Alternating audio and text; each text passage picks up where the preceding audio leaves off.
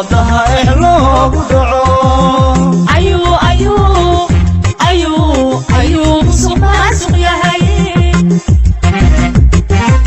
musharaxa u taagan xilka madaxweynenimo ee dalka Soomaaliya 2016 mudane Maxamed Cabdirasaaq ayaa waxaa lagu qabtay magaalada Muqdisho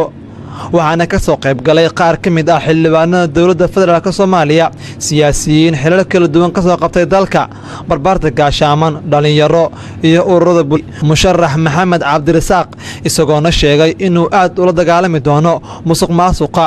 waayihii dambe aad u hareeyay dalkeena Soomaaliya dawladda caalam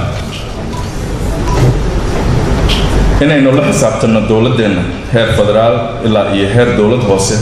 waa tiirka labaad ee aragtideena Soomaaliya sideen ula dagaalanaa musuqmaasuqa una kordhinaa isla xisaabtanka waxay ka bilaabataa meesha ugu sarreysa waxaan ballan qaadayaa